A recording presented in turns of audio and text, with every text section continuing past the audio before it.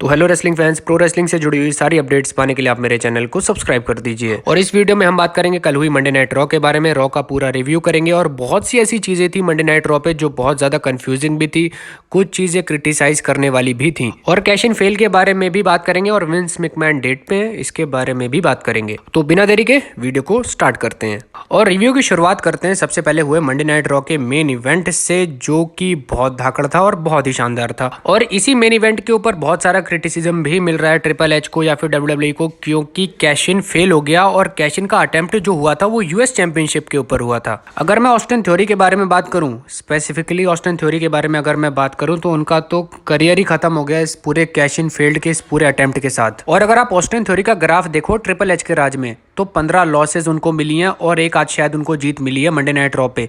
Specially triple H के राज के बारे में मैं आपको बता रहा हूं, तो ऑलरेडी उनका ग्राफ काफी गिर चुका था और ऊपर से यूएस चैंपियनशिप के ऊपर अटेम्प्ट। अब इसे बुकिंग डिसीजन का वर्स्ट थिंग कह सकते हो आप। मेरे हिसाब से तो बिल्कुल स्टूपिड थिंग थी, मेरे हिसाब से बिल्कुल स्टूपिड थिंग थी। अब आई होप कि ऑस्टिन थ्योरी का डब्ल्यूडब्ल्यूई ख्याल रखे, कुछ मैचेस उनको जिताए, कुछ रीपैकेज उनके साथ कोई मैनेजर कुछ किया जाए। स्पेशली अटेम्प्ट मारने की जरूरत है क्योंकि बर्बाद तो वो ऑलरेडी हो चुके हैं। और अब बात करते हैं सेथ फ्रीकिन रॉलिंस के बारे में। तो आपको याद होगा जजमेंट डे और ओसी का सेगमेंट होना था यूएस ओपन चैलेंज का ही, वैसे वो सेगमेंट था, लेकिन पंगा उन्होंने आके ले लिया।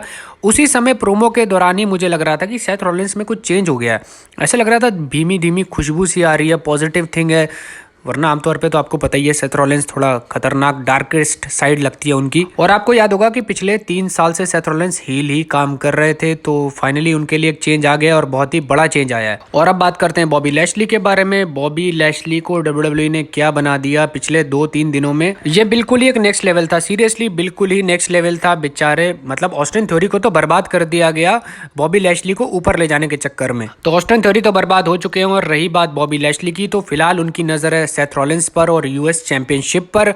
और बहुत सारे सुपरस्टार का बिल्कुल ही कल्याण कर देंगे बॉबी लैशली आने वाले मंडे नाइट रॉ के एपिसोड्स में। लेकिन इस मेन इवेंट में बहुत सारे चेंजेस हो सकते थे, बहुत सारी क्रिएटिविटी और भी हो सकती थी। बॉबी लैशली को आप सिंपली ऊपर ले जाना चाहते हो, नो प्रॉब्लम। सेथ रॉलिंस को फेस बनाना चाहते हो, नो प्रॉब्लम।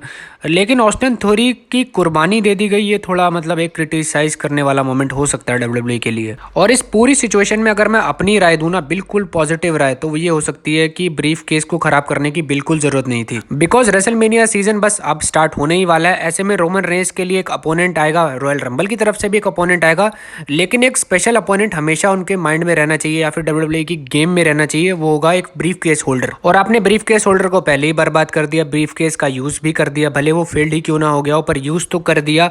और अब आपके पास सरप्राइजिंग एलिमेंट नहीं है।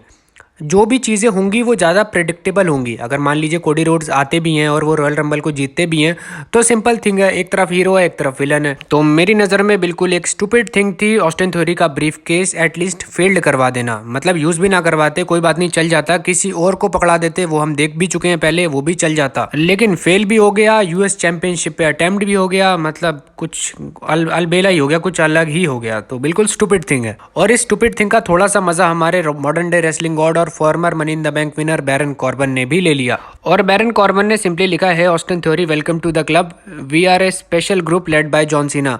और हाँ, आपको याद होगा जॉन सीना के साथ भी सेम थिंग हो चुकी है, उनका भी money in the bank brief case cash in fail हो चुका है। और ऑस्टिन थ्योरी के साथ तो फुल मजे हो ही गए हैं। अब क्या कहें ऑस्टिन थ्योरी के लिए, लेकिन एक बिजनेस है, हार भी उतनी ही इंपॉर्टेंट है इस बिजनेस के लिए। और अब मैं आपको दिखाता हूँ विंस मैकमैन की बिल्कुल लेटेस्ट पिक्चर। एक्चुअली में इंटरनेट में ये बात चल रही है कि बिल्कुल लेटेस्ट पिक्चर है, पर मेरे हिसाब से अगर आप ध्यान से देखो विंस मैकमैन को, तो आपको थोड़े यंगर नजर आएंगे कंपैरेटिवली आज के मुकाबले। और मुझे ऐसा लगता है कि ये कोई पुरानी पिक्चर है जो आजकल सर्कुलेट हो रही है सोशल मीडिया पे, इंटरनेट पे। और अगर आप ध्यान से देखो तो शायद विंस मैकमैन एक डेट पे हैं। और जो उनके सामने लेडी बैठी है, आई एम नॉट श्योर वो कौन है, स्टेफनी मैकमैन जैसी भी लग रही हैं। और एक शायद और है जो सोशल मीडिया पे नाम है कि ये वो है farmer TNA president डेक्सी quarter. Social media पे तो यही नाम चल रहा है। अब 2 प्रमोशंस के मालिक आमने सामने बैठ के डेट तो नहीं कर रहे होंगे मेरे हिसाब से। आप ये अंदाजा लगा लो, मैंने तो आपको सारा मामला बता दिया, कौन है, क्या हो रहा है। बिजनेस डेट नाम की कोई चीज़ होती है, मुझे बताना कमेंट सेक्शन में अगर बिजनेस डेट नाम की भी कोई चीज़ होती है। और अब बात करते हैं मिया यिम के बारे में, जिन्होंने मंडे नाइट रॉ पे अपना रिटर्न कर लिया। डेब्यू तो खैर वो पहले कर चुकी थी, रिटर्न कर लिया।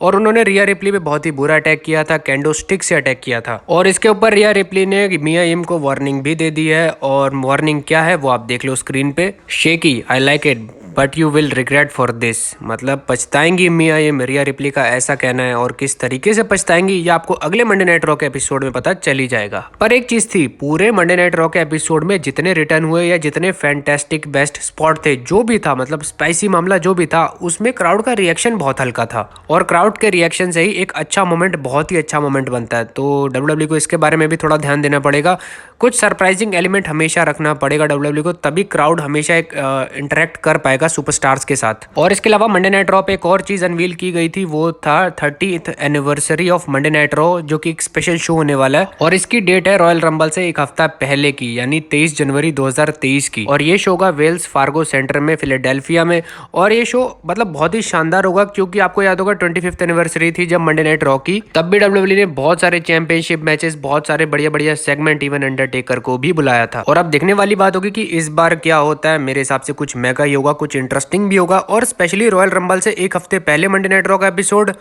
बहुत खतरनाक होने वाला है भाई। और अब बात करते हैं जो कि मैं हाईलाइटेड वीडियो में मिस कर गया बताना, वो था कि निकी क्रॉस ने अभी 24/7 चैंपियनशिप जीत तो ली थी मंडे नाइट रॉ पे, लेकिन बैक स्टेज उन्होंने एक ट्रैश के डब्बे में उसे डाल दिया था। अब देखो इसमें बहुत सारे क्वेश्चन है। पहला तो ये कि क्या 24/7 चैंपियनशिप रिटायर होने वाली है?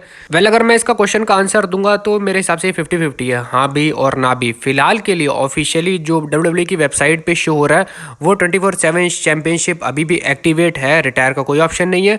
और इसके अलावा निकी क्रॉस को एज चैंपियन दिखाया जा रहा है उस वेबसाइट पे। तो फिलहाल के लिए 24/7 चैंपियनशिप एक्टिवेट है। अब निकी क्रॉस ने किस कैरेक्टर में रह के उसको गार्बेज में डाल दिया, आई डोंट नो।